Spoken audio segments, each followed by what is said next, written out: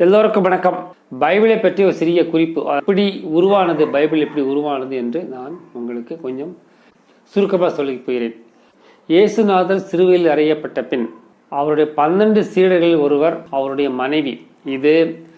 இதுக்கு ஆதாரம் என்னவென்று டா வின்சி கோட் என்ற ஒரு புஸ்தகம். அந்த புஸ்தகத்தில் இது மிக தெளிவாக கொண்டு வரப்படுகிறது. பல குறிப்புகளும் அங்கங்கு உள்ளன. அந்த மனைவி அப்பொழுது கர்ப்பமாக இருக்கிறாள். அவள் அங்கிருந்து தப்பித்து பிரான்ஸ் நாட்டுக்கு சென்று விடுகிறாள். அங்கு அவருக்கு ஒரு ஆண் குழந்தை பிறக்கிறது. அந்த பெண்மணியும் அந்த ஆண்களையும் ஒரு மதத்தை உருவாக்குகிறார்கள்.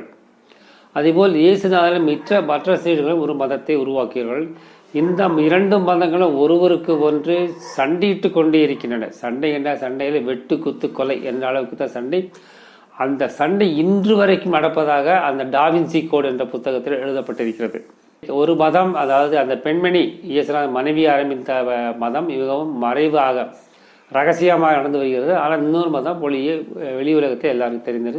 ஆனால் 2 மதங்களும் முக்கியமாக இயேசுநாதரை சேர்ந்த மதம் அந்த இயேசுநாதர் மனைவி மேடம் மேக்டலின் ஏற்படுத்திய மதத்தில் உள்ளவர்களை கொன்று குவிக்கிறார்கள்.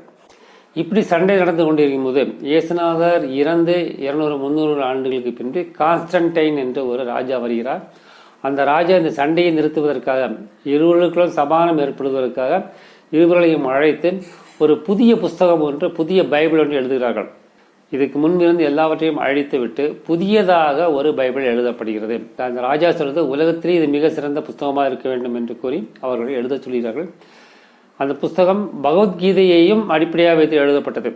இன்னும் சொல்லப்போனால் ஜீசஸ் கிரைஸ்ட், அந்த கிரைஸ்ட் என்ற பெயரும் கிருஷ்ணா என்ற பெயரிலிருந்து எடுக்கப்பட்டது என்றும் கூறுகிறார்கள். எனவே பகவத்கீதைக்கும் பைபிளுக்கும் நெருங்கிய உறவு உண்டு.